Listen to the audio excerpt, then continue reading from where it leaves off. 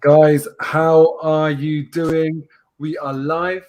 I'm here with these brilliant people that every single game this season, you're going to be able to hear from them. Melina, based in Toronto, Lisa, based in Melbourne, Australia, and James, a local lad, the UK. James, where are you from in the UK? I'm actually, I live in Derbyshire, but my dad was from Enfield, so he should have been a Spurs fan, but supported Arsenal, and then I didn't get the choice, so I've always been an Arsenal fan. Man, do you know what? In one sense, I'd say you're lucky not to be a Tottenham fan because, it could have gone the wrong way. But then I've got a 5-month-old son, and sometimes I honestly, I look at him and I just think to myself, I feel bad. I feel bad for what I'm going to put you through in life. But hey, that's the way it is. So, Lisa, tell me, how did you end up supporting Arsenal from Melbourne? So back, because I wasn't born here, I came here when I was 9, but my dad was like a big football fan, and I remember back home in Sudan, he was just watching one of the Arsenal games, and that was a time when like Henri's and like a lot of black players. So from there, I think that he bought me like my first kit when I was like, I think 6 years old, and then when I came here, I think my first game was like probably 2007. That's when I can remember. And from there, it was like good, nice holiday paradise. And it just went downhill from there. Yeah. So a lot of memories, I think, like watching it with my dad in most of the games. So yeah, that's probably my most fondest memories that I have being an Arsenal supporter. Cool. And Melina, how about you, man? How did you end up supporting this godforsaken club? Kind of similar to Lisa. As a kid, my dad would always watch Arsenal play, and in my toddler years, I saw the likes of Bergkamp and Henry, and I thought, wow, this club is one for me. And I was so impressed by that style of play. Seeing the club decline to where it is now is a whole different story. But I'm proud to be a Gooner. I'm proud to have made this choice, nonetheless. It was a trap. It was a trap from there. I've been quite lucky that. The last few years, me and my wife, we just decided to do loads of traveling. So I've been to quite a few places. I've been to Toronto, I've been to Australia, I've been to Melbourne, for example, and I've watched games all around the world. So to me, when I hear people talk about international fans and they kind of talk about them where they don't give them the sort of credibility that fans like James and I enjoy, I think to myself, man, I've been there. I've seen it. I've seen the commitment levels. It's ridiculous. It's easy for me on holiday to make the exception to go and watch games because that's not my day-to-day life. So I remember, I think I was in Sydney and I was riding a bike across Sydney to a casino to watch Arsenal get battered against Liverpool, I think it was. By the time I got there, we were already 1 goal down. So I've kind of experienced what you guys go through, the struggle you guys go through. Do you ever feel like, Melina and Lisa, that you don't get, not just as international fans actually, but as international female fans, it's probably like a double-edged sword. Do you feel like you get a lack of respect, or do you feel like people are quite cool? I think it's a bit of both. For me personally, I haven't really like experienced that lack of respect as a female because I didn't really think of like me doing any content video. I was just mostly watching most of the games just in my room, like around from 5 a.m. from like 3 to 5 depending. So putting like work and uni is a bit difficult. But I think the most that I felt a bit like disheartened was when they were having them debate about like a real fan, like what's a real Arsenal fan kind of thing that was going on around Twitter for a couple months, where I was just saying, I think it's a bit unfair for my end, like just being an international fan in the sense where I watch the same game, I feel the same heartbreak of us losing a game, winning a game. I think the only privilege or the difference that we have is you have the privilege of going to the games and going to the stadiums. It's just like the same emotions, the ups and downs that you feel as an Arsenal fan. I just feel that from across the world. Like I haven't, as you said, I haven't really felt represented in those type of things because I haven't scenes, a platform that gave us a chance. But now I think that when people watch this live or more other videos, they kind of sense like, okay, we're all the same, we're all in the heartbreak, all together kind of thing. What about you, Melina? What's your experience being as a female foreign fan? My experience is a bit contrasting to Lisa's. I make Arsenal-related content on my YouTube channel, and when I started out, I got a lot of comments saying, "Oh, you're from Canada. Why don't you watch hockey, ice hockey? Why are you supporting Arsenal? You know, you're not a real fan. You can't watch games. You can't go to games. Why are you supporting Arsenal? This isn't the club for you. Go watch the Raptors." I've got a lot of comments like that, but a lot of people don't know the dedication we put in. Waking up at 8 a.m. to watch us get battered at Baku, that's an unforgettable moment in football. And we share the same highs and lows. When our team is winning, we're going to celebrate, but when our team is losing, we're going to be critical of that. And when that whole incident was happening with what Lisa was referring to, what makes a real fan and a fake fan, so to speak, a lot of people kind of downplay. We don't get enough credit for, international fans waking up early to watch our team play, sleeping late after matches, and, paying a lot more in terms of subscriptions just to watch these games that we can't easily access. We don't really get Sky access here. A lot of some people even criticize us. "Oh, why are you buying the kit? You're giving money to the Cronkies." But it's the kit, the only thing we have, because it's not easy for us to go to games. A flight ticket is very expensive, and then travel and accommodation for some people, right? So I think it's a bit balanced. Some people understand and respect that, and especially with these fan cams, it's given a lot of an eye-opening to some of those people who think like, "Oh, you're a fake fan." And when they hear our fan cams, it gives another side to the spectrum. Cool. Now, enough about us. Let's talk about the thing that unites all of us, and sometimes I guess divides, and that is the Arsenal. I'm going to start with you, James. Right? We're going to get into the predictions. We're going to get into what we expect for the season, and it'll be interesting to see how we all kind of vary on that, whether we all think the same thing. I'm hoping someone here has some belief we're going to win the league, but I'm not going to hold my breath. But James, I want to know, what do you think of the transfer window so far? Has it been a success or a failure for you? As it stands right now, no club in the Premier League has spent more money than Arsenal. So if I told you that before the transfer window started, that with 10 days to go the transfer window, we're going to be the top spenders, that sounds like quite an exciting proposition. Do you think that's reflective of the business that we've done? Or do you feel like the business that we've done is actually underwhelming in spite of that fact? Well, I think it's a little bit complicated, because if you ask someone overall, we've spent this money, how do you think we've done this transfer window? Most people will say, "Oh, well, we've not made any changes to the starting 11 that was on last year." But if you break it down and say, right, so what do you think of Ødegaard for 30 million? People will go, yeah, that's a good signing. What do you think about Lokonga for 20 million? Yeah, good signing for the future. And you break down all these smaller signings and everyone says, yeah, that's a good idea. The only ones really, Ben White, people don't disagree with it. People say we've overpaid, which I think I'd agree with. And I don't think we're going to see the best of Ben White straight away. But again, he's still only 22, 23. So we're going to get, Ben White's actually younger than Maitland-Niles. And we treat Maitland-Niles like a 19-year-old. So we're going to get so many years out of these players, and year after year after year, and they'll improve. They'll start to pay back the fee. Go on. I was going to say that, so I get that, and I do agree with that, right? That a lot of these players, we might see their true value and talk about them in 5 years' time and say, what a great signing that was.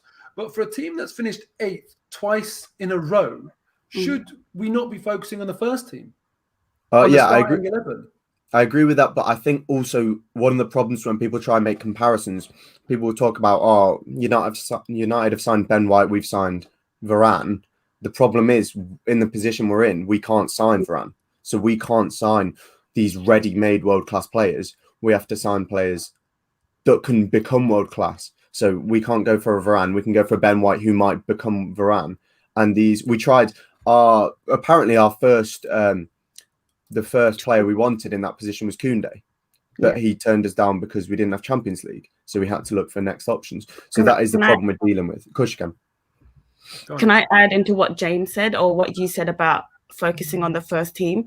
I think like one thing that we can see from last season If our main players, like from David Luiz, Turney, those like main players got injured, it kind of like changed our whole build up of how we played, and we didn't have an actual replacement we legit couldn't buy a win, because you look at our bench, they weren't good enough. So I thought if the type of money we spent on the backup, it was just well run, because it was quite early in the transfer window, in the sense, okay, they're like to like type of quality. So if we take Turney out, Wasco can come in and do the job that he needs. It's just a simple work. So I like that point of view, but it's just more so upgrading the first team is where the conversation will continue. So, Melina, I'm going to ask you this then, right? Today we've completed the signing of Aaron Ramsdale. Now, I think one thing, anyone watching, one thing you need to separate is anyone's criticisms. Let's say, for example, my criticism of spending 24 to 30 million pounds on a backup goalkeeper versus a criticism of Aaron Ramsdale as a goalkeeper himself. There's a massive difference. One of them is how we're using our resources, and the other one's a player. Now, I think we're using this is my personal opinion, is that it's crazy to spend that much of our resources on a backup keeper, even though he is obviously going to be our first team keeper. I think we all probably know that eventually he'll be our first team keeper. But to improve the chances of us finishing higher in the league than 8th, I don't think that's the best use of our funds. But on the other hand, I think Aaron Ramsdale in 5 years' time, he might turn around and say, what a great signing. How do you see the signing of Aaron Ramsdale? Are you frustrated by it? Are you excited by it? What do you think? So Mo, I agree with you in terms of a team that finished 8th twice in a row. I really wished we would have worked more on our first team. And with the signing of Aaron Ramsdale being announced today, criticizing a player is one thing, but not giving him the chance when he has the Arsenal kit on, I'm going to back him. But I do feel that we could have beat the business and beat the market, done our business well, and gone for a goalkeeper like Onana, who was a no-brainer, 5 million on the market. And given the circumstances, although we're going to take a risk, I think it would have been a lot more of a good investment long term. We could have sold him for 40, 50 million moving forward. Now, with that being said, goalkeepers take a bit longer to integrate into the squad. And we do know that Ramsdale has said himself that he wants to work his way up to a first team goalkeeper. And I think that puts a lot more pressure on Leno to perform well if he's going to be here. It gives Ramsdale the confidence we need, and to back our player is what we have to do at the end of the day. The minute he has the Arsenal shirt on, I'm going to back him. But did we spend our money wisely? I don't think so. Putting 24 to 30 million on a second position goalkeeper, to me, that doesn't show good business. And that comes down to the board and Arteta, wanting that, along with Inaki, really wanting this goalkeeper. Now, that's not to say Ramsdale won't improve in 4 or 5 years, becoming possibly a first-team goalkeeper, which is what we think will happen in the future. I'm looking forward to see what Ramsdale can offer, and I hope he does well at Arsenal now that he's our player. Cool. Now, I'm just going to address this point here. Why so late? The reason why it's so late is because for me and James, it might be midnight. What's the time for you, Melina? 7:13 right now. And that's Friday. We're Saturday now. And Lisa, what time is it for you? It's Saturday morning, 9:15. There you go. So listen, that's why it's so late. We had to find a time that connects Canada to the UK to Australia. So this is basically the only time I could find that I thought, actually, it kind of works for everyone. A little bit late for us, a little bit early for Lisa. Melina, you're chilling. This is easy for you. Yeah. Nice evening slot for you. So look, I've got a question here from Adam Clark, right? James, I'm going to start with you. One more player, who would it be? And you can't say Messi. I've been seeing some Calvert-Lewin links in the past few days, and I think we do need a centre forward. And so we need a centre forward and a right back. And I haven't seen any right back that I've thought, yeah, he's perfect for us. So I think it requires us to sell players first, which I do not have any faith in us doing. But if we can ship off some of our players, sign Calvert-Lewin, then I'd be very happy. So James, before I move on and ask this question to the girls, right, I'm going to just ask you this then. Who starts for you? On-form Calvert-Lewin or on-form Aubameyang? It's hard to say, because what is an on-form Aubameyang at the moment? It's hard to say because I don't think we've seen that in a while. But So see, this is where I want to get to. So when we look at Aubameyang when he was firing on all cylinders, I personally don't think Calvert-Lewin is anywhere near firing Oba. So when you're saying that you would like to sign a new striker, and a lot of people are saying they want to sign a new striker, to me, I'm reading between the lines and I'm thinking, have we given up on Aubameyang? Do we think that he's not going to rediscover that form? well, Arteta himself, he was asked, does he think this is just a purple patch for Orba? And he said himself, I don't know. So I think that in itself is a bit concerning because you'd hope Arteta would just come out and straight back him. Yeah. But either way, Aubameyang is 32 now with 2 years left on his contract. Yes. So we do need to start planning for the future. And go on, Lisa. No, I was going to say, I think it's what to add the prime Aubameyang that played on Arteta. I think it wasn't really the right system that we're playing right now. I think it was like a 3-4-3. So we kind of shift everything and he was our main focus because he wasn't doing a lot. But now I think the main problem of what our strikers lack or do have is Aubameyang is not like a full kind of centered outfielder, a striker. So he doesn't hold the ball.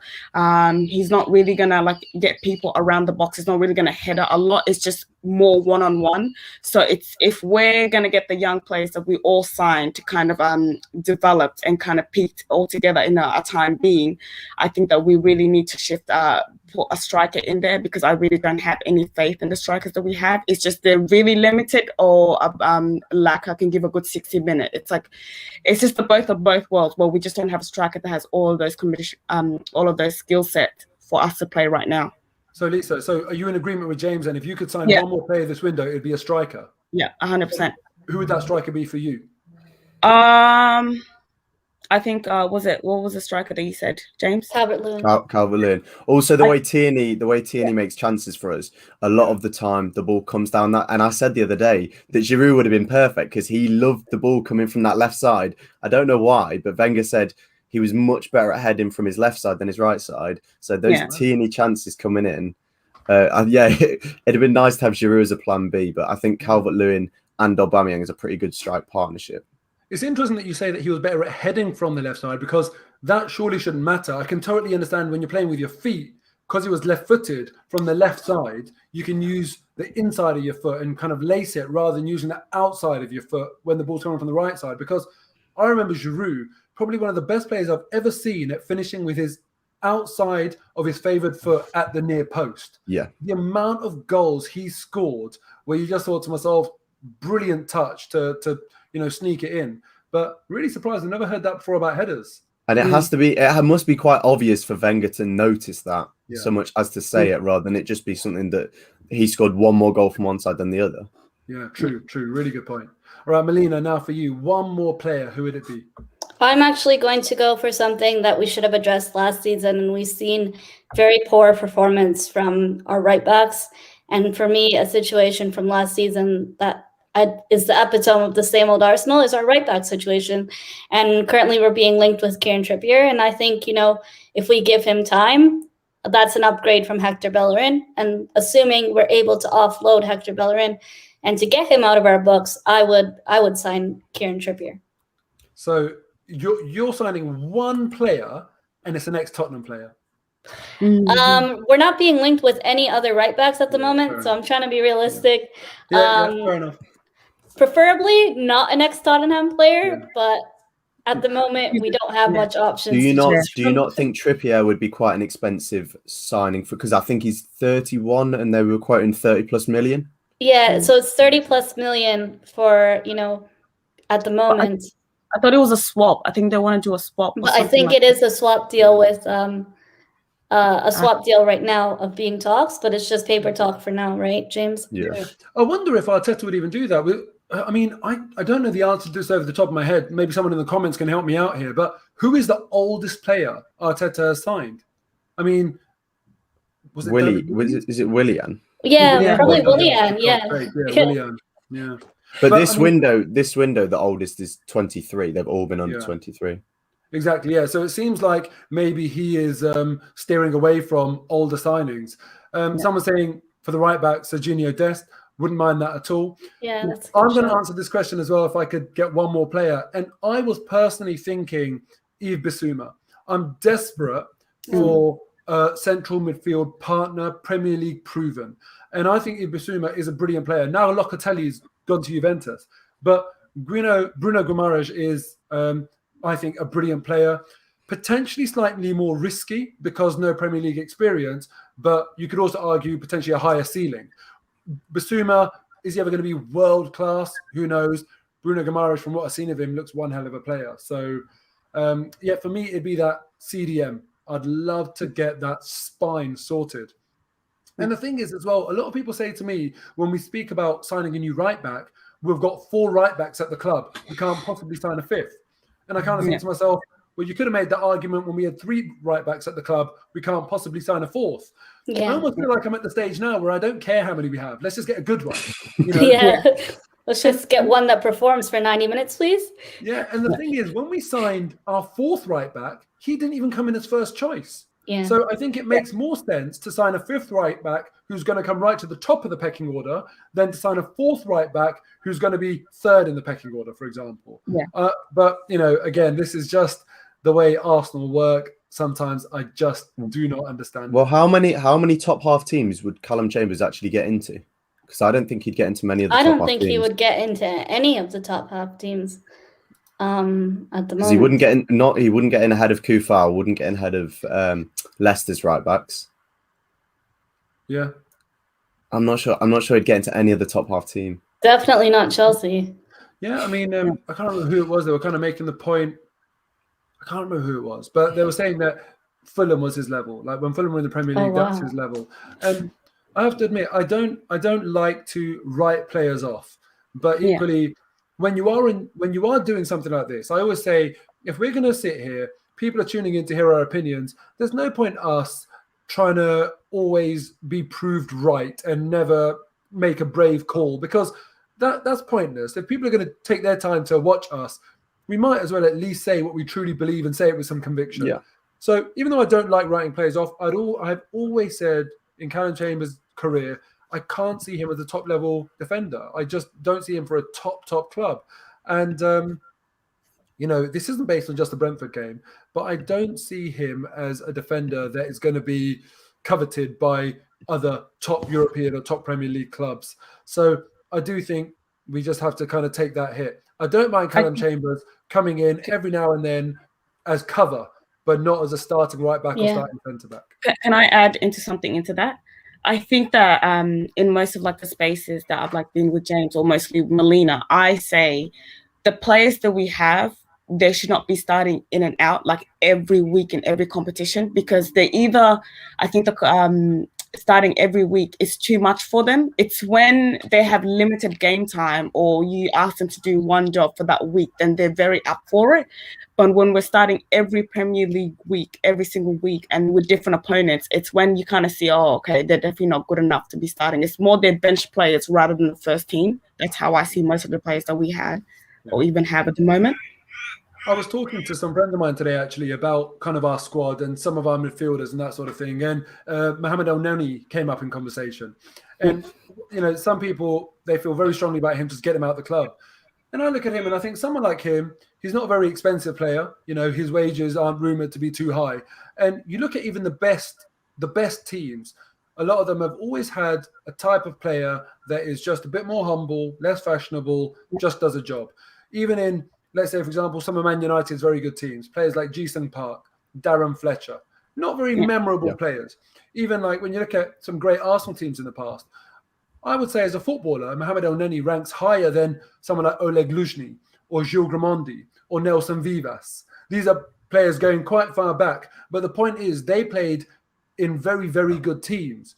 And for me, El Neni, a player to come on, 10 minutes to go away from home, shore the game up, don't lose the ball, that sort of thing, that's absolutely fine.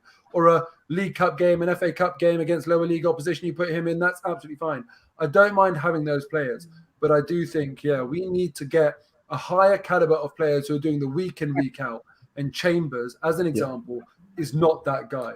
So look, someone saying Milner in Liverpool. Yeah. That's an example. Yeah, you look at Milner and you look at Thiago Alcantara, and if you play five-a-side with both, you're probably going to be more impressed by one than the other in terms of technique. but Milner brings something else that even Thiago doesn't. And I guess you do need all of these people in the squad. It's all about squad dynamics as well. You can't have too many egos in a squad because otherwise you're going to have a fallout in the dressing room.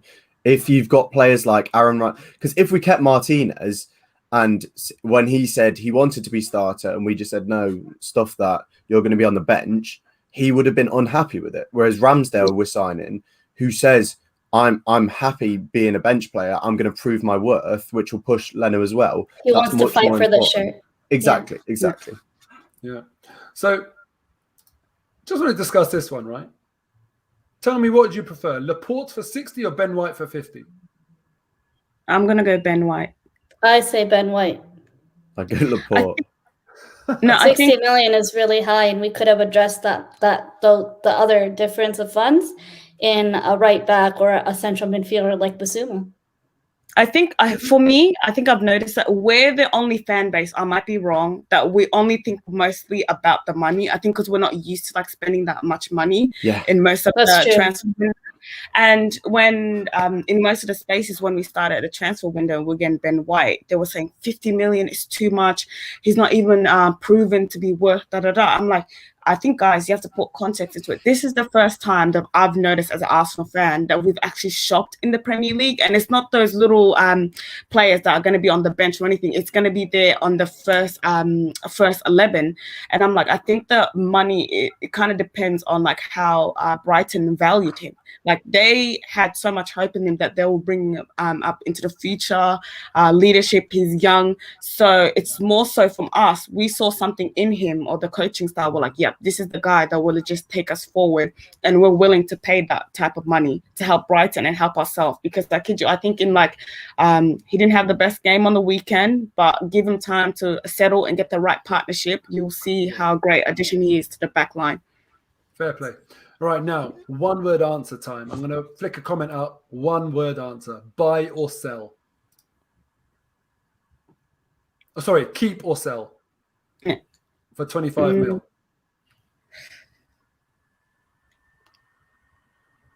I'm saying yes. Yeah, sell. Do you know what? This is like, I find this surprising. Look, I always talk about this one stat with Aubameyang, right? Since 2009, and this stat is a few months old, so it might have a few more names on the list, I don't know. Since 2009, only about 10 people walking this earth have got over 200 goals in Europe's top 5 leagues. The names, when you look at these names, Messi obviously top, Ronaldo obviously second, and then you have people like Suarez, Aguero, Ibrahimovic, and another one of them is Aubameyang. Now, he's in some serious company. I am holding a lot of hope, personally, that he will hit his form again. Because the way I see it, the drop-off in Aubameyang will be very, very big and very, very quick if he doesn't return to his form.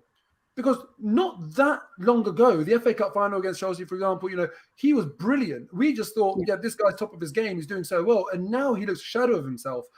I have to believe in that form is temporary, class is permanent. So the fact that we're talking about getting rid of him for 25 million, where I'm thinking to myself, I'm hoping this season he's getting 25 plus goals. I mean, I'm getting nervous. The more I hear other people say they're giving up on him. Yeah, I think for me, I'm just going on my personal opinion. I think it's the style of what Arteta, the type of striker that he needs. And as I said, the type of playing style that Aubameyang is very limited of how we generally want to move forward.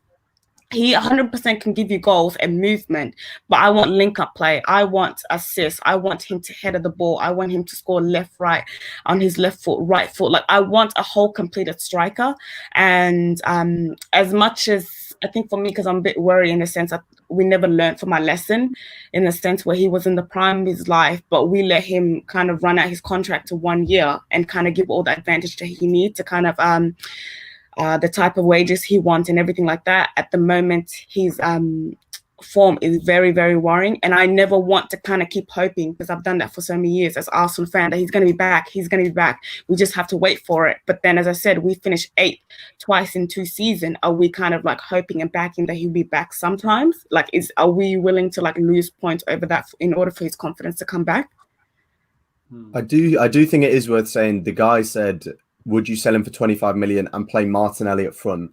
I'm not sure I agree with that. If we sold Aubameyang, we would definitely need a centre forward because a strike part otherwise we'd have Martinelli and Balogun left, and Balogun already showed against Brentford that he's definitely got potential, but I still think you're throwing him way too far in the deep end, and he was just bullied by their centre backs.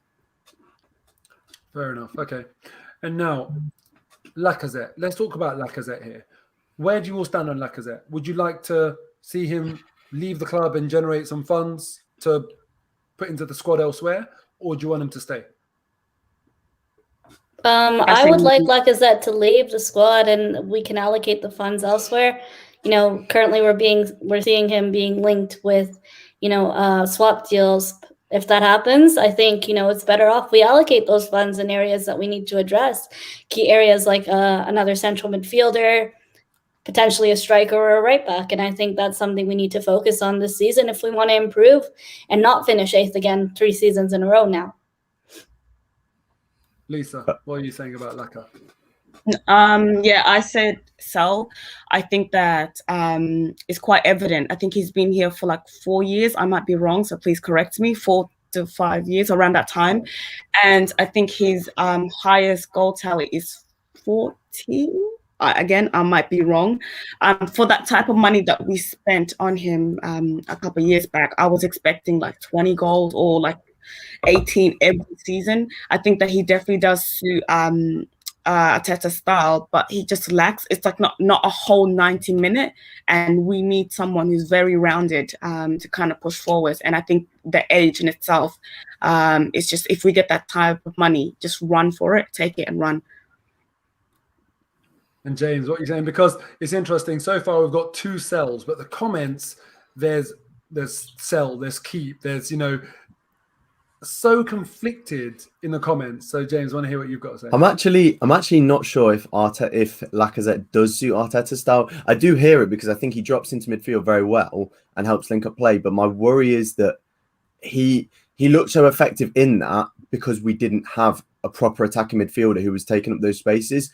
But when he did that, we had no one up front anyway. So he would drop deep, cut the ball out to Tierney. Tierney would cross the ball in, and there's no one in the box. So I think in an ideal system, which is why Orba may be more suited now, is that because Ødegaard's there to help with the build-up play midfield, Aubameyang's the one who will be sniffing in the box and will be finishing the chances rather than Lacazette, who's sprinted 30 yards back and can't get back into the box. So I think with Lacazette, it does depend on how much we can make from him, because I don't think he's worth... If the offers are 10 mil, same as Xhaka, if they're going to take the piss with offers, don't sell him for the sake of it. But I think if we get a good enough offer, if we got 20 mil that we could spend on a right back, then I do think it would be worth it. All right, Ride Dog agrees with you there, James. This one, just going to go back to this. If we are talking about selling Oba and Laka, or even both, to get someone better, who else is on the market in terms of strikers? Obviously Harry Kane, but I don't think that's going to happen. Does anyone have anyone in mind where you're thinking actually, because for me, Andre Silva at Eintracht Frankfurt last year scored, I think, 30 plus goals. He went for a steal, in my opinion, this market for 20 or 30 million pounds. Also, Daniel Malen, he was playing for PSV, I think it was last year, and did really well. He looked, I remember one thing in the Euros that he did, he destroyed the defence, unfortunately missed the chance. But to me, he's ex-Arsenal as it is and looks a real player now. He's gone on to Dortmund. Anytime Dortmund signs someone, especially a striker, you know that you've missed out, because they're like Atletico Madrid for me in terms of their choice of strikers. They all seem to nail it. So there's 2 players that I think we could have signed that have gone. But does anyone have anyone in mind that's available now that actually do sell Laka or Oba? We could get them in. For me, he signed a contract, so I think he's close to buy him at 70 mil. I think it's Isaac. Yeah. Oh yeah. I think so watching from the Euros, and I watched him a bit from the La Liga. His hold up play. I think that if we bought him, he isn't complete yet in the sense of, like, I think the one thing that he lacks is the goals threat. Scoring the goals, but the movement, the hold up play. Like, if we get him, put him 1 or 2 seasons and kind of bulk him up a bit, he's going to be world class. I think that's one for me. Okay. And so he's playing for Real Sociedad, Isaac, yeah? Yeah. And I always look at the club and I think to myself, can we prize a player away from that club? It seems plausible to me that Arsenal can go and take someone from Real Sociedad. Yeah. So perhaps a good shout. So, all right, now what I'm going to do. Oh, one more thing. Lautaro Martinez. I have to say, I would have loved this one to happen. I would have absolutely loved this one to happen. I personally think that there's something with South Americans very often where they've got a hunger, a desire that I feel like is unique to that continent in a way. I just don't see it in the European game or as much in African footballers. There's like this, just something about these South American footballers where you can just see the streets that they played on growing up when they're on the pitch. That sort of, I think Alexis Sanchez. I was about to say that yeah. Alexis Sanchez was like mustard to watch. Really good caliber type of player, and we never really had someone to replace him with that skill set. Really, Yeah. I think for me, Martinelli, when I think for most of like the South American players, all they're hoping for is for them to give them an opportunity, and they'll prove you wrong in like their wildest dreams, in the sense that the skills, they have the determination. So I 100%, that's a really good chat for me. Cool. All right. Well, I would love to get Lautaro Martinez. Now, I'm just going to ask you all, there's 10 days left of the transfer window. Do you think we're going to add more players? And if we are going to add more players, how many? And are they going to be sort of meh signings, like a Ramsdale? You know, no one's really Excited about him. Or are they going to be sort of like, I can't believe what we've just done. What a great sort of addition signings. So, James, how many and what sort of profile signings? I think it directly depends on how many people we sell, which isn't a good thing, because I think we're going to really struggle to sell players. So do I hope we sign players? Yes. Do I think we'll sign players? No, unfortunately, I don't. Right. So then if you don't think we're signing players, you don't need to answer the second Exactly. Melina, what do you reckon?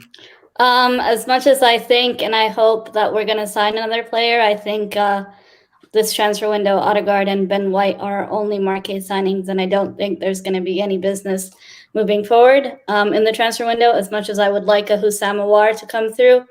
After the disappointment last season, I don't have much hope, and as an Arsenal fan, it's the hope that kills you, right? I really hope we would get, Aouar. He would help improve that creativity that we're lacking in the midfield, but I don't see it happening. Right. Okay. So 2 people saying no more signings. Lisa, what about you? I'm saying, as an Arsenal fan, I still have hope for some weird reason. So I'm backing myself that I think that we will, but as what James said, it depends on the players that would actually move out. And I am seeing a bit of like most of the players going on loan. And I think Aouar, I'm still not I'm heartbroken last season, but the faith is somehow still there. That music video of the clip, I see it every day. So I'm going with him. Fingers crossed. I think my biggest one is a striker. That's one thing that I generally want. Because I think that will just convince what's called to play right back. What's his name? I forgot his name. The one that doesn't want to play right back. I forget his name all the time. Bellerin? Ainsley? Yeah. Yes. It was there top of my lungs. Thank you very much. Yeah, I think that I'll just pray for him, and his prayers will just be shift, so he can just play right back, because that's our only hope at the moment. If we're going to add 2 additions in there. I was speaking to Ainsley Maitland-Niles on one occasion, and I said to him, what is your position? What's your favourite position? And a lot of players, sometimes they avoid questions like that. He said centre midfield. He was unequivocal, centre mid. That's what he wants to do. But I've spoken a lot of times to different people, and I've said that as a youngster, when you get a chance in the first team, you don't, I wouldn't say very often, but quite often it's not planned. Quite often, as a youngster, when you get a chance in the team, it's because it's just needed. Something's happened to other players or whatever. Exactly. And for me, when Maitland-Niles came into the team as a right back, I thought to myself, whatever you do, just secure a position. Just prove yourself in a position. You can't be picky necessarily as a youngster. And unfortunately, I never felt like he did that.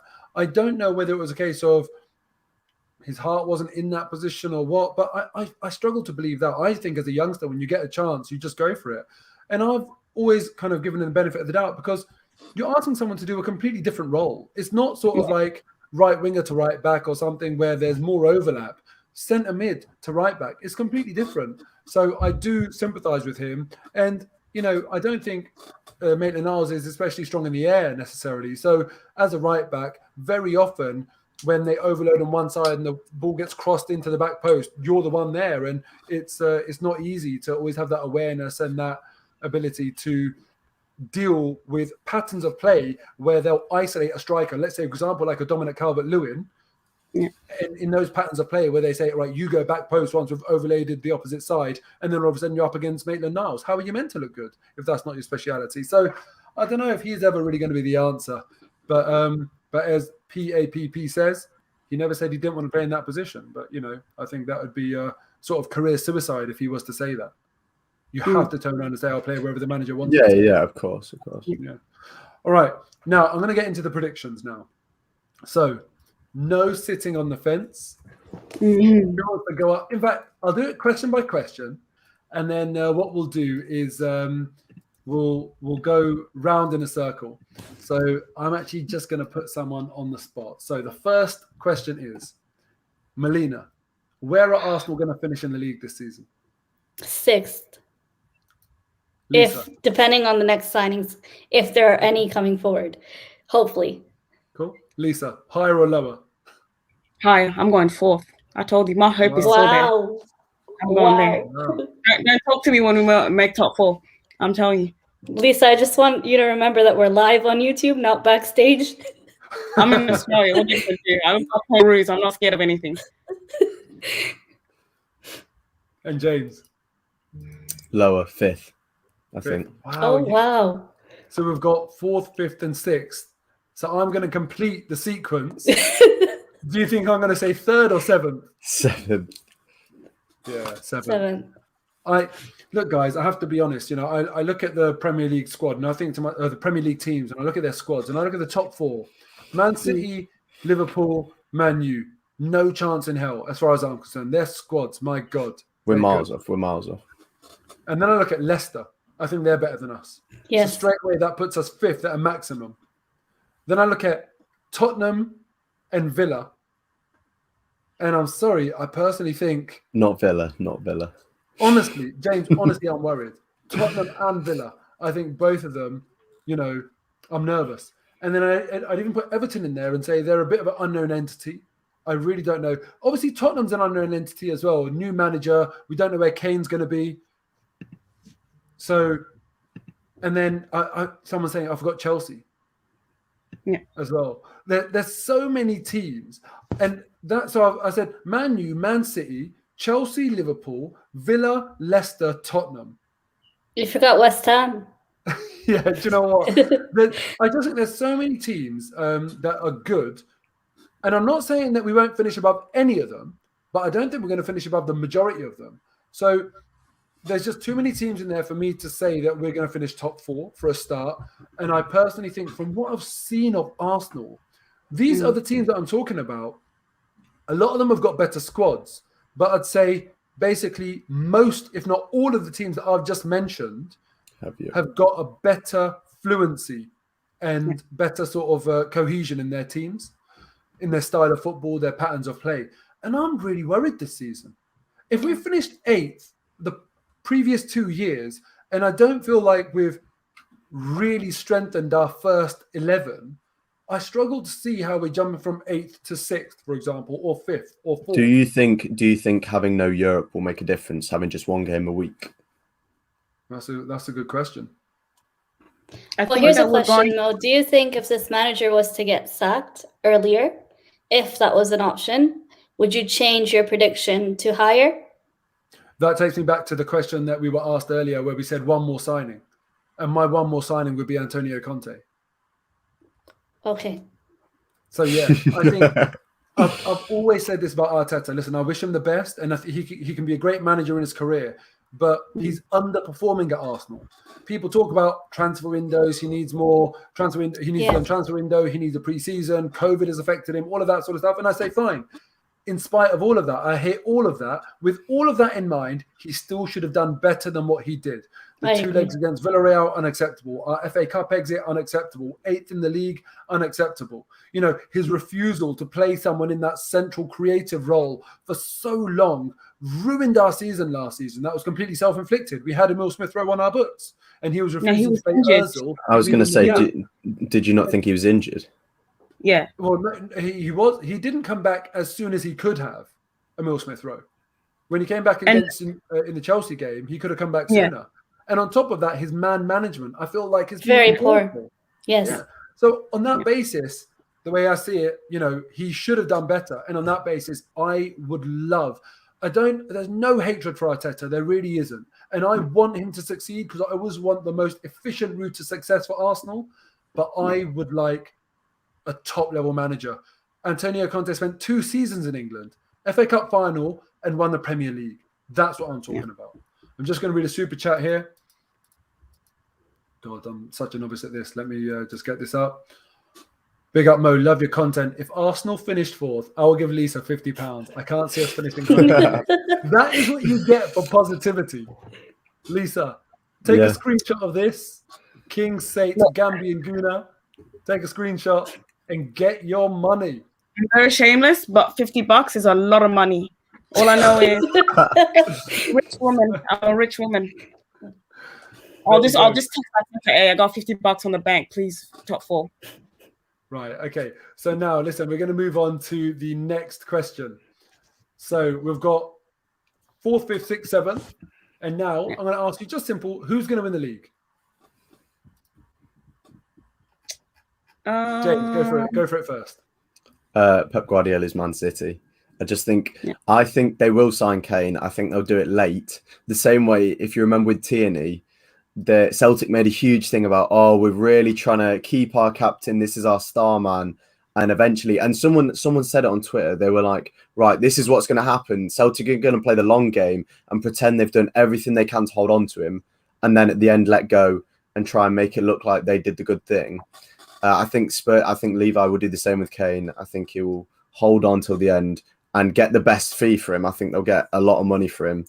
And then I think City will sign Kane. They've already got Grealish. They've got by far the best team in the league and the best manager. So I think they'll win the league again. Cool. Lisa? I'm going City. I think that overall of the winning mentality and when everything's against their back, they definitely deliver. I know they didn't have a good start at the start of the season, but you can see from last season they didn't have a good start of the season also. But I think the players really stood up, the manager really stood up, and they won it. But I think that it will definitely be a lot closer, the competition, because of the teams and the world-class players that they have. I think it's more entertaining. I think as Arsenal fans, we're just going to watch back and just enjoy everything while we try to make top 4 from there. But it's going to be fun to watch, I guess. And Melina, what are you saying? I'm going for Chelsea, and I think Lukaku is going to be the one lifting the trophy. You know what? I'm just going to say one thing. James, I love your reaction. Even hearing that hurt you, didn't it? I disagree. I hate to say it, but I think it's Chelsea. She doesn't. I've been in every group chat. She says it. She said Chelsea are going to win. Not the wrong person in here. I just think they have the squad depth. They have man management. They have a manager who's proven success and, who has really good man management skills. Their squad comes together, and Lukaku was the missing link. Although they didn't get Haaland, Lukaku is back at Stamford Bridge to prove himself. So no one's saying Liverpool, no one's saying Man United. When we look at Man United, I mean, Varane and Sancho, I have to put my hands up and say they're great signings. They are first-team signings. So I'm surprised maybe no one's saying that. They don't have a DM. That's true. The only thing. I think with the signings that Man U got show how far away we are from them, because we look at those signings and think they haven't spent more money than us, but we couldn't sign those players. They just wouldn't come to us. Yeah, absolutely. Great point, James. Right, okay. So I'm going to say Man City as well. I personally think that, look, they won it last year. They are a brilliant team. I agree with James. Best squad in the league. I think they've got the best manager in the league. Jurgen Klopp, for me, it's a massive compliment to him that he even managed to disrupt their reign and the consistency that he achieved with that Liverpool team last year was a blip. They could come back with a vengeance. I do think they will be their closest rivals, but for me, it's got to be City. And if they get Harry Kane, then it's game The over. league's done. Like Yeah, 2 the years league or is 3 done. years. Yeah. it's mad. Yeah. It's a mad one then. Right, now, simple question, yes or no? And then if you say yes, which one? Will Arsenal win a trophy? Lisa, you're up first. Yes. And go on, I'm which going one? FA Cup. I'm trying to get all the money here. I'm going FA Cup. No, that's City. Yeah, I'm going FA Cup.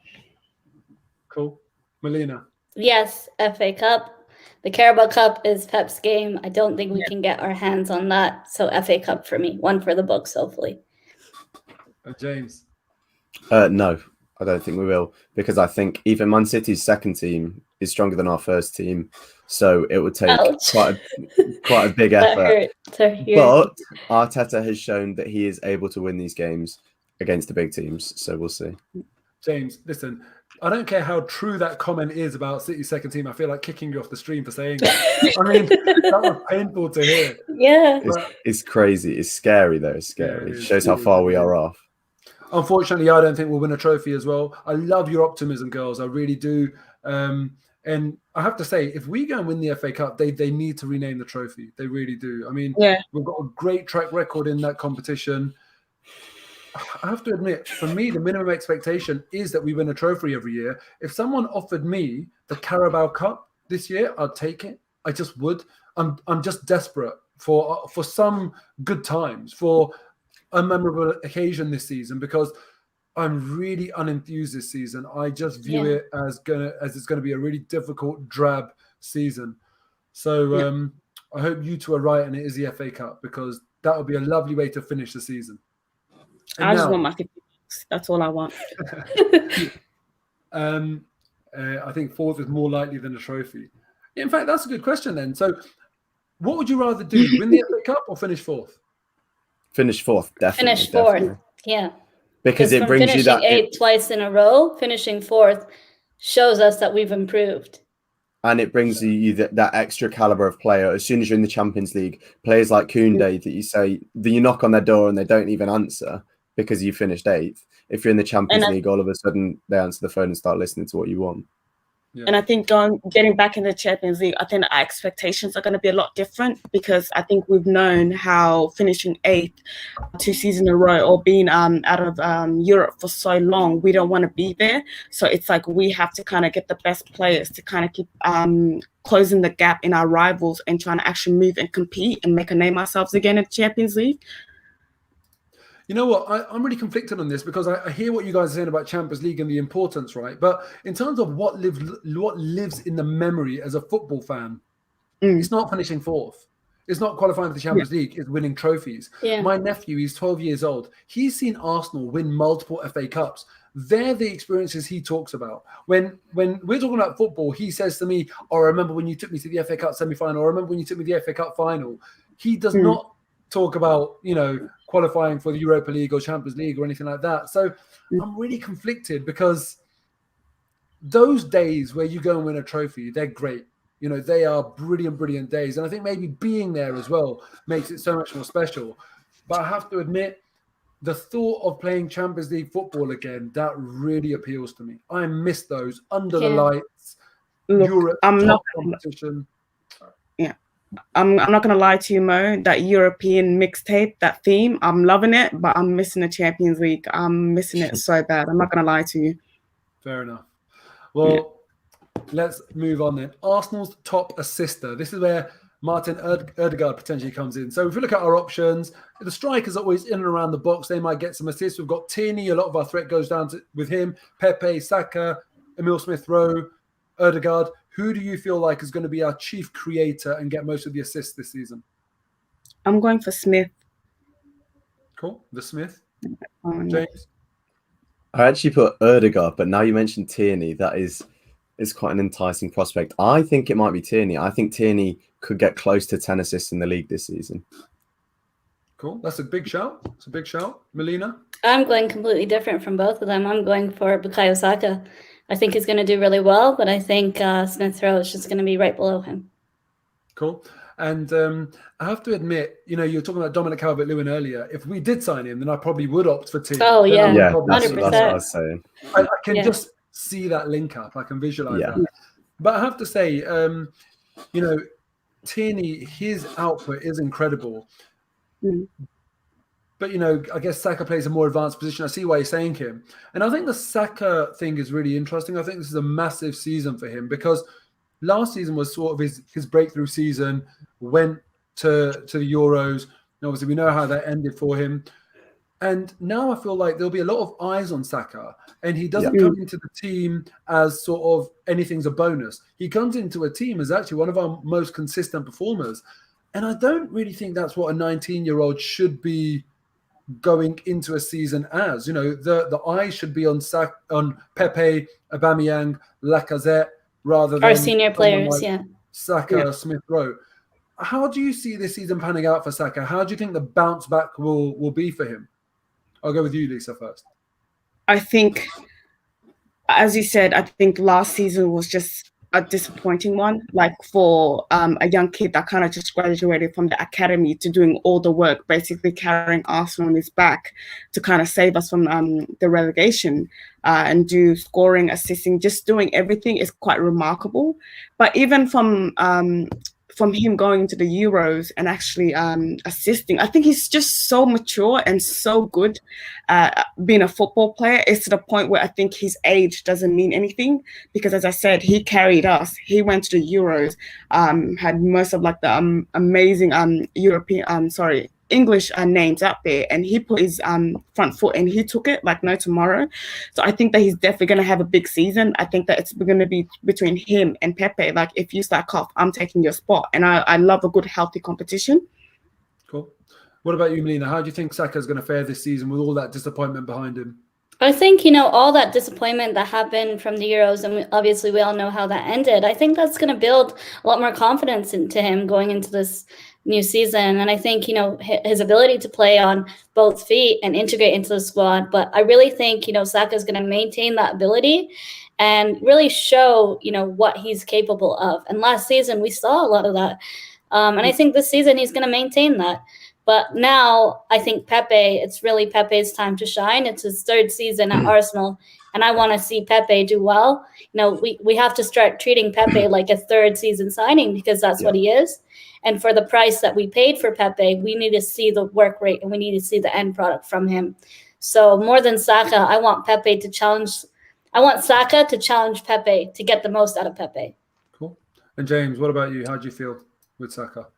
I think this season he's going to improve on his output a lot. So last season, although every week it felt like he was doing something for us, if you actually looked, he didn't get that many goals and assists. So I think this season he's going to focus on his final product.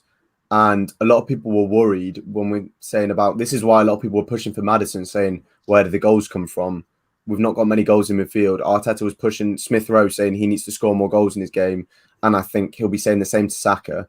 So we've got more goals contributed from the front three, including Pepe as well off the bench, if that is where he comes from. So yeah, I think he'll get a lot more goals and assists, which is how most people tend to judge players nowadays. So I think he'll take his game to another level, basically. Cool. Can I quickly add? Sorry to interrupt. I think that run he did, he posted something on Twitter of like, you guys don't deserve this or something like that around that time. And from there, he basically carried Arsenal on his back and performed in left, right and centre. And I think like from the Euros exit of how the penalty of how all the whole scene went about, how that letter, he said something that this moment won't define me.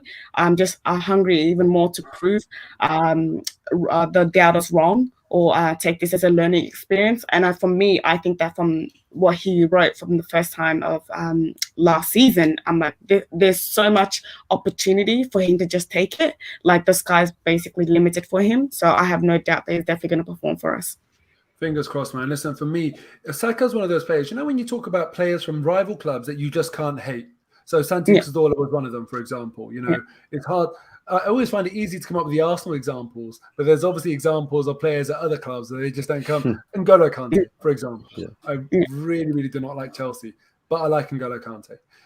So players like that. I feel like Saka's one of those players. I just feel like everybody loves Bukayo Saka, and I'd be absolutely devastated if, for me, what was a unacceptable, unforgivable managerial decision to make him take the decisive penalty at the age of 19, when he's not a penalty taker for his club. He's never taken a penalty in a sudden death sort of penalty shootout, and never on the international stage. There were so many reasons why he shouldn't have been that guy.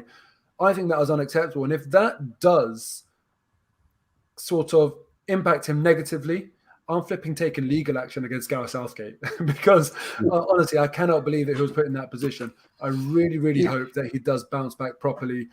And I'm sure, fingers crossed that he will. Now, top scorer, who's it going to be this season? Thomas Partey. If he's fit and doesn't get injured, I think Thomas Partey is going to get on that score sheet. I think he needs to hit the target. I think he needs to hit the target. I really think so. I think Thomas Partey. I want to say Aubameyang. I think Aubameyang is going to get out of his purple patch, and I really want to say Aubameyang. I want to see the Aubameyang from 2018, 2019. But no, I think Thomas Partey. All right, listen, we'll be our top goal scorer. If Lisa gets 50 for finishing fourth, Melina's got to get a lot of money for Thomas Partey. Because listen, anytime I've seen Thomas Partey trying to shoot, he can't finish. He can't finish his food. I know. Every time he shoots, I'm getting the balls here in Australia. So did you say, top scorer, Melina? Yeah. How many are you hoping we score next season? Yeah, I mean, that's the thing, James, isn't it? If he's the top scorer, then Aubameyang's going to be on two. I'm going to be realistic now. Aubameyang, I really think it's time for me to see the Aubameyang of 2018, 2019, that FA Cup run. Guys, don't take me seriously in the chat. No, I'm saying Aubameyang.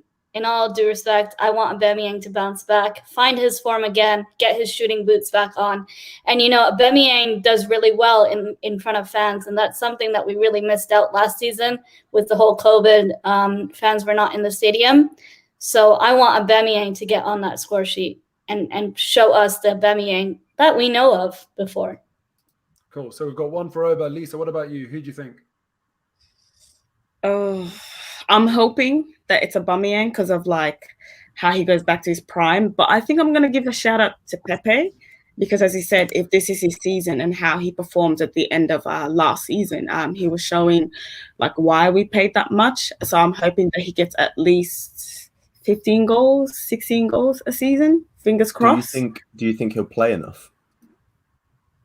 If you put him on the left hand side, because I think the right hand side is for Saka. That's probably the best position at the moment. Because I'd assume our strongest 11 is Smith Rowe on the left, Ødegaard in the centre, and Saka on the right. So I don't think Pepe is going to be in our strongest 11 and won't start enough games for me.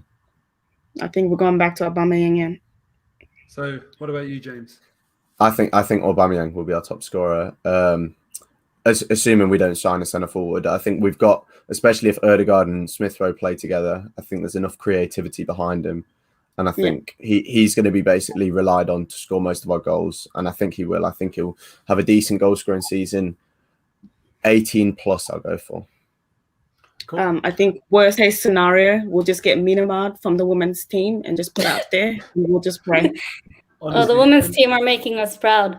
Yeah, big time. And who's the new signing? It's Sabici or something like that. I can't remember. I know you're talking about M, but I can never pronounce her name. She looks like a player as well, man. Honestly, I'd love to get them two up front. Look, I think personally it's going to be Aubameyang as well. But actually, James, I'm not sure about Pepe. You're saying he might not get a lot of game time, and someone else, Zafar Hussein, he said it as well, that Pepe won't get enough games. Pepe will get chances this season. I don't mean chances in front of goal. I mean chances in the team. Yeah. And I really, really believe there's a player bubbling under in Pepe that's ready to unleash. Yes. If Pepe finds form, at times I watch him and I think, my God, you're so unpredictable in a good way. To defend against you looks so difficult at times. If it clicks for him, and now's the season where it needs to click, he's been in English football long enough that I feel like he really could have a storming season. We've got Ride Dog saying 20 goal contributions. I really, really think if it clicks for Pepe, that could be kind of a dark horse shout. But I have to admit, I think Aubameyang will hit form again, and it will be him. Also, since Ødegaard came in for the last 5 games of this, I think in the last 3 games of the season, Pepe scored 5, which was with Ødegaard in the team. So that'll be interesting how Pepe performs now that we've got Ødegaard on a permanent, basically. Yeah. Pepe's underrated. Someone saying Martinelli, Pepe hits form when he has run of games. That's what I'm hoping for. All right, now, the last question I ask you is the tough one. That's the one that's going to be uncomfortable. But last easy question is player of the season. Who's it going to be? And everyone in the comments as well, what I want you to do, smash that like button for me. Just real quick, smash that like button. If you're not subscribing, please do subscribe. And follow all of these guys on their socials. You know, we've got the names. Lisa, yours is Lora Lisa, if I'm not mistaken. Oh yeah, it's my last name. Look, wait, I have to actually think about this because I made Twitter like 5 years ago. So it's my last name. You stick it in the comments. I'll put it up on the screen. Follow all of them in their socials. Get familiar with them because you're going to be hearing from these guys all season long. So James, I'm going to go with you first. Who's Arsenal's player of the season going to be? I'll go between Partey and Smith Rowe. I think we're more likely to vote someone like Smith Rowe because he's far more popular. Because obviously players from the Highland are fans' favourites. But I think Thomas Partey is going to have a really good season. I think this is going to be the season. You saw it. You saw it at times last year against United. He absolutely ran the midfield against Fred and Pogba, I think it was, in the pivot. So I think now he's going to have adapted to the league. And if he can get a consistent run of games without getting injured, just 1 game a week rather than having to play Europa League games, I think he'll be our player of the season. Cool. Melina. I'm going to go for Kieran Tierney. I think Kieran Tierney is going to do really well. We've seen what he can do and so much potential that he offers in terms of depth and creativity. I want to see Kieran Tierney get that player of the season. And Lisa? I'm going for Smith.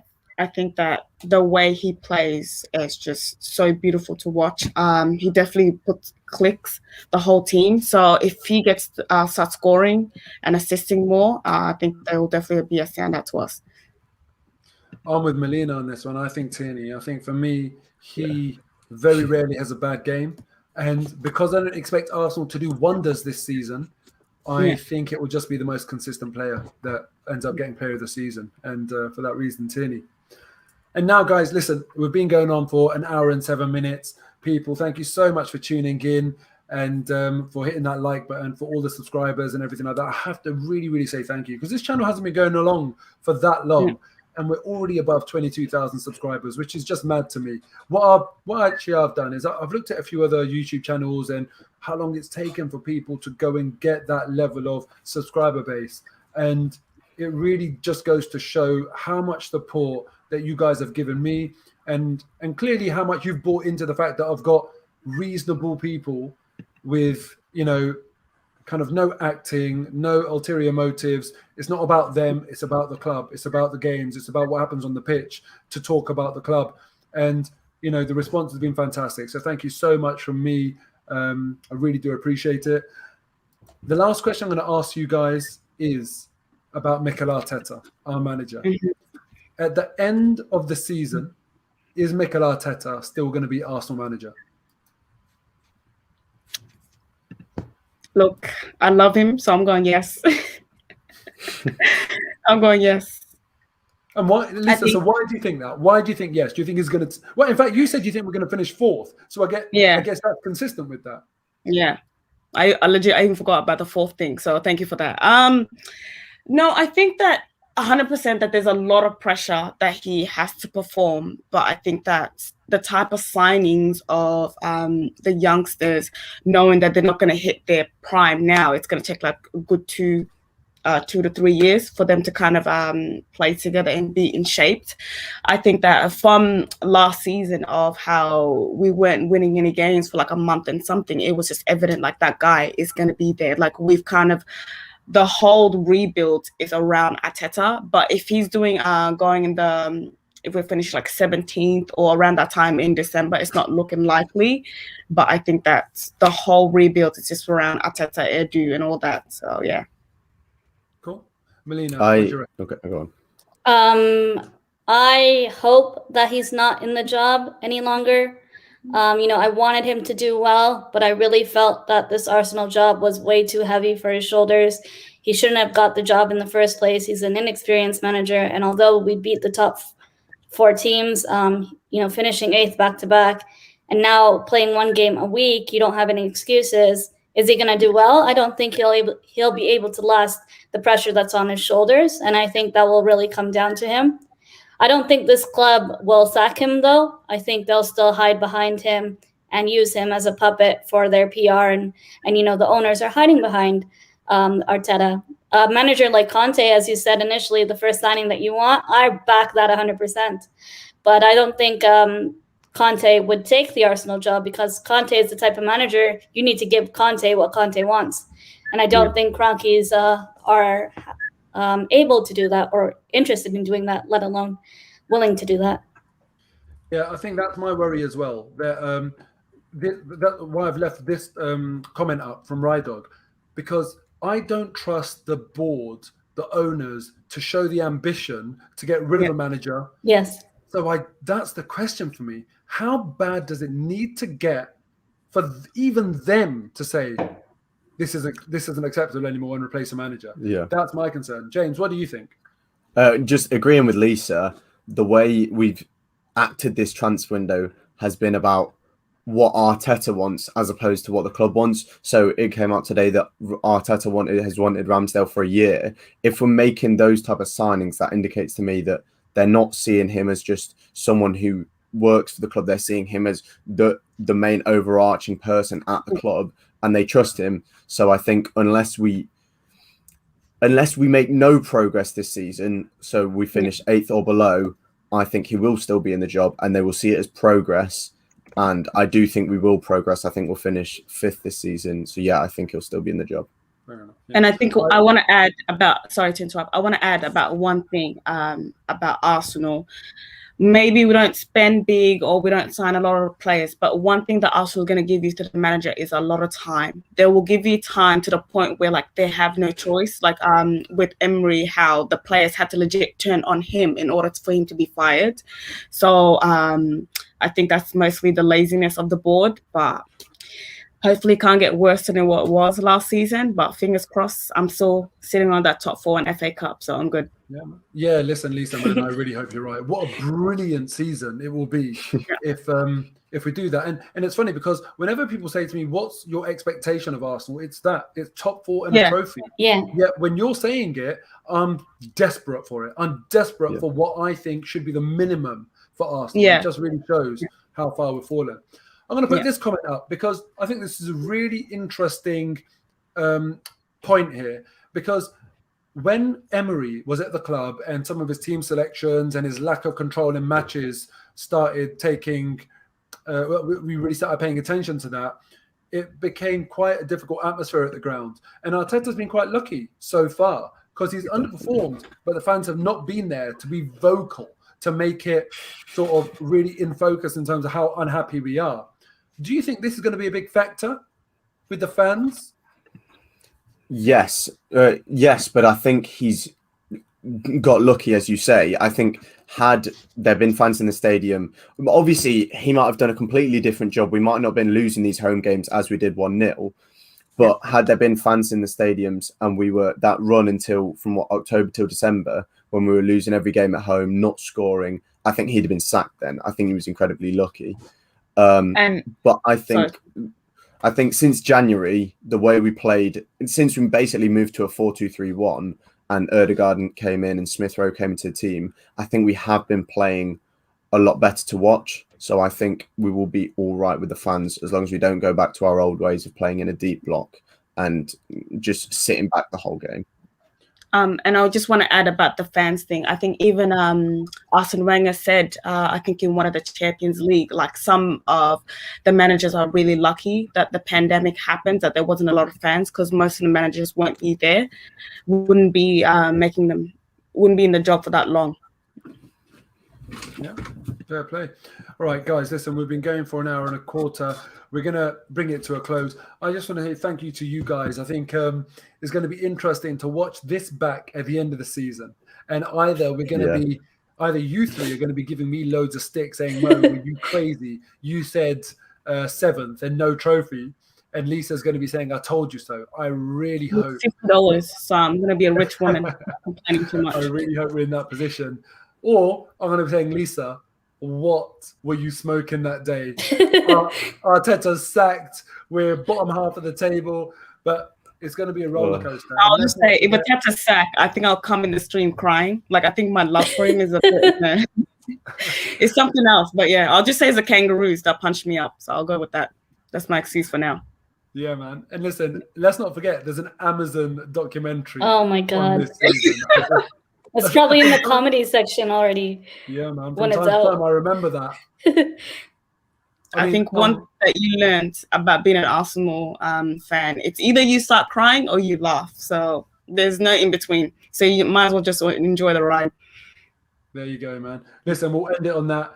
Hopefully this season we'll be laughing, not crying. But that's out of our control. That's up to the players. That's up to the board. That's up to Mikel Arteta, maybe more than anyone. Fingers crossed. Everyone that can listen, thank you so much for tuning in. As I said, follow these guys on social media. We've got James at AFCJXMES. James, how am I even pronouncing that, bro? That's too difficult for me. AFC James, basically. AFC James, but the A's and X. We've got Lisa Larry, that's LOAR Lisa 1. So Law Lisa 1, and then Miss Melina 7. And they're going to be doing fan cams every single game. And this isn't everyone. We've also got brilliant other contributors as well. We've got Shaheen from the Arsenal Lounge. He's one of my latest signings. He'll be doing his every single match day as well. We've got Deluded Guna. A lot of you will know him. He's been on the scene for so long. Brilliantly consistent with his content. Really knows his club. And also we've got Ben Random, who's not on Twitter. He's one of these guys, his outlook on life is so good and positive, and he's so sort of like, he's got such a cool vibe about him. Twitter is not the place for him. That section is not the place for him. He's an Instagram guy. But you'll get familiar with all of these people, and I really hope you enjoy all of our content that we're going to put out this season. You also mentioned Jess? Did I not mention Jess? No, I think you forgot. There we go. Lisa, you can do it. I'm sorry, Jess. Lisa, go on. You give Jess a shout out. I don't know her Instagram, but yeah. No, I follow Jess. She knows Arsenal. Yeah. Her channel's called She Knows Arsenal. Definitely and I think her Twitter is also She Knows Arsenal, or it's Justino. And you know what? That is not just a name. She really does know Arsenal. I messaged her the other day and I said, I absolutely love that confidence. She is based in LA, so she's a female foreign fan, the Triple F, you know, and she rocks up on the scene with that level of swag to just say she knows Arsenal. I love that confidence, and she really backs that talk, because when you listen to her speak, she's very compelling and another great contributor as well. So, all right, guys, thank you so much. Really appreciate it. Lisa, you can start your day. James and I are going to end our day. I'm going to sleep. I've been up all night. I'm going to sleep, guys. Thank you so much. It was great. Thanks for having us, man. Yeah, thank you for having us on your show. No worries. Take care.